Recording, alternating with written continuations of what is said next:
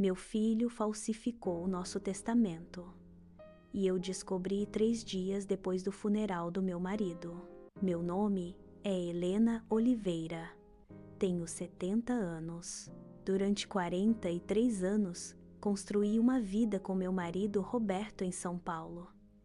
Não éramos ricos, mas vivíamos bem. Roberto trabalhou como engenheiro civil e eu fui professora do ensino fundamental por 35 anos. Criamos 2 filhos, Lucas, o mais velho, e Beatriz. Achávamos que tínhamos feito tudo certo. Achávamos que família significava lealdade. Eu estava enganada. 6 meses atrás, Roberto morreu. Câncer de pâncreas. Foram 4 meses brutais. No último mês, Lucas aparecia todos os dias. Sentava do lado da cama do Roberto, segurava a mão dele, sussurrava coisas que eu não conseguia ouvir. Eu estava grata até perceber por que ele estava lá todos os dias. Ele não estava lá pelo pai, estava lá pelos papéis. E eu deixei ele entrar. E, naquele dia, eu entendi que luto não impede golpe. O funeral foi lindo. Vieram mais de 200 pessoas, colegas de trabalho, do Roberto, meus ex-alunos, vizinhos. Beatriz chegou de Curitiba com o marido e 2 crianças. Lucas organizou tudo o velório, as flores, até o enterro. Ficava me dizendo: "Mãe, descansa, eu cuido de tudo. Eu devia ter visto." Quando alguém assume tanto controle, não está sendo gentil, está sendo estratégico. 3 dias depois de enterrarmos o Roberto, Lucas me pediu para nos encontrarmos no escritório do nosso advogado. Só uns papéis, mãe. Questões do espólio.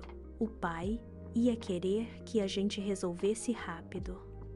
Dr. Fernando Carvalho tinha sido nosso advogado por 20 anos. Ele parecia desconfortável quando entramos. As mãos dele tremiam levemente ao abrir a pasta. "Dona Helena", ele disse baixinho, "preciso perguntar uma coisa diretamente. A senhora e o Roberto atualizaram o testamento recentemente?" Pisquei. "Não. A gente não mexeu nisso desde 2015. Por quê?" O rosto do Dr. Fernando ficou pálido. Ele deslizou um documento pela mesa. "Porque eu tenho aqui um testamento datado de 3 semanas antes da morte do Roberto, com as assinaturas dos 2. Chegou pelos canais normais e eu era obrigado a apresentar." Ele respirou fundo. "Mas tinha uma cláusula. Se a senhora tivesse declínio cognitivo, o Lucas assumia suas finanças. E quem escolheria o médico?" "O próprio Lucas." Meu coração parou. Porque não era só dinheiro, era minha vida na mão dele. Aquela cláusula me aterrorizou mais que qualquer outra coisa naquele momento. E o que vinha depois foi pior. O testamento original dividia tudo igualmente entre Lucas e Beatriz. A casa, as economias, a aposentadoria dele e a minha, tudo dividido de forma justa. Era isso que sempre prometemos aos nossos filhos. Essa nova versão, 60% para o Lucas, 20% para Beatriz e 20% para um fundo de cuidados administrado pelo Lucas. Aquilo não era cuidado, era controle. "Eu nunca assinei isso", sussurrei. Lucas nem piscou, sentou ao meu lado, calmo como se tivesse ensaiado. "Mãe, você não se lembra? O pai estava muito preocupado com você. Dizia que você andava esquecendo as coisas. A gente conversou sobre isso, nós 3, no hospital. Você estava cansada, provavelmente. Não lembra."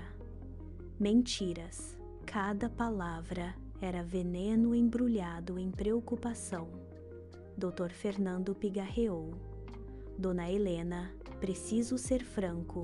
Essa assinatura parece legítima. Comparei com documentos anteriores. Ou a senhora assinou e esqueceu. Ou meu filho é um falsificador. Completei. O escritório ficou em silêncio. Dava para ouvir o zumbido do ar-condicionado. O maxilar do Lucas se contraiu, mas ele manteve aquela máscara de filho preocupado firmemente no lugar. Mãe, por favor, você está de luto. Não está pensando direito. O pai queria garantir que você ficasse bem cuidada. É só isso. Mas eu estava pensando direito. Pela primeira vez em meses, tudo se encaixou. Todas aquelas conversas particulares com o Roberto. O jeito que o Lucas insistia em cuidar dos remédios do pai. Como ele se oferecia para levar o Roberto em todas as consultas com o advogado durante aquelas últimas semanas, sempre dizendo: descansa, mãe. Não precisa a gente ir junto. Ele estava planejando isso. Enquanto o pai dele morria, meu filho estava falsificando documentos. Me levantei. Minhas pernas pareciam água, mas me levantei. Doutor Fernando, eu quero que isso seja investigado. Quero um perito em grafologia. Quero os registros de visitas do hospital das últimas semanas do Roberto. Quero que examinem tudo. A máscara do Lucas finalmente rachou. Você vai humilhar essa família por paranoia? O pai acabou de morrer, mãe. Mal esfriou. E você está me acusando de... Estou te acusando exatamente do que você fez. Eu disse. Minha voz não tremeu. Deveria ter tremido, mas não tremeu. Foi então que a Beatriz falou. Ela tinha ficado quieta esse tempo todo, sentada no canto. Mãe, ela disse suavemente. Talvez o Lucas esteja certo. Talvez você simplesmente não se lembre. Você tem estado estressada. Ela olhou para o Lucas. Só por um segundo, e ele deu o menor aceno de cabeça. Minha filha, minha menina. Ela já sabia. Ela não defendeu ninguém, porque já tinha feito a conta. Ela não fez perguntas. Ela fez porcentagens. Contratei meu próprio advogado. Me custou quase 45,000 reais que eu realmente não tinha. Eu vendi o que dava e parcelei o resto. Eu paguei para provar a verdade. Análise pericial de grafologia, exame de documentos, revisão completa dos registros médicos do Roberto e a cronologia de criação do testamento. 4 meses foi o que levou para provar o que meu instinto já sabia. O perito em grafologia disse claramente: minha assinatura foi falsificada, habilmente feita. Lucas tinha decalcado minha assinatura real de velhas, declarações de imposto, mas falsificada mesmo, assim. E aí veio a parte que nem discussão tinha. O arquivo no computador disse outra verdade. O documento foi criado 2 dias depois que o Roberto morreu. Lucas tinha antedatado. A máquina não tem luto, ela só tem data. A data entregou tudo. E o oncologista confirmou o que eu não conseguia suportar ouvir. Na última semana do Roberto, quando ele mal estava consciente e com morfina alta, ele não estava mentalmente competente para assinar nada legal. Mas o Lucas fez ele assinar múltiplos documentos em branco mesmo assim. Para o seguro, ele disse às enfermeiras, páginas em branco. A mão de um homem moribundo, um filho com um plano. Meu filho não só me roubou, Ele usou a mão do pai moribundo para fazer isso. Apresentei tudo ao Dr. Fernando. Entramos com uma ação para invalidar o testamento fraudulento. Então o Lucas fez a única coisa que nunca imaginei que um filho pudesse fazer com a mãe. Ele não só negou, tentou me apagar. Ele entrou com uma petição para me declarar incapaz, não porque eu estava confusa, porque eu estava lutando. Ele tentou transformar meu luto em diagnóstico. Ele me colocou no banco dos réus. Ele apresentou provas, e-mails, que supostamente enviei com horários confusos, depoimentos de vizinhos de que eu parecia desorientada. Tudo fabricado. E mesmo assim, ele seguiu em frente. Por um momento, me perguntei se eu estava perdendo a cabeça. Então, vi o sorriso dele no corredor do tribunal. O caso durou 8 meses. Durante esse tempo, o Lucas parou de falar comigo completamente. Disse à família estendida que eu estava tendo um colapso, que eu estava fazendo acusações malucas porque não conseguia lidar com a morte do pai. A família escolheu acreditar nele. E meu telefone virou silêncio. Beatriz não me enfrentou. Também não enfrentou o Lucas. Só silêncio. Ela já tinha feito sua escolha no escritório do Dr. Fernando. Lucas tinha prometido aqueles 20%, disse que era melhor que a divisão meio a meio, que ele cuidaria das coisas difíceis. E ela poderia simplesmente aproveitar a herança sem responsabilidade. Ele tinha comprado o silêncio dela, com a ilusão de um pagamento mais fácil. O juiz ordenou que o Lucas pagasse meus honorários advocatícios 130,000 reais. No final, mais sanções determinadas pelo tribunal. O testamento falsificado foi invalidado. O testamento original de 2015 ficou valendo.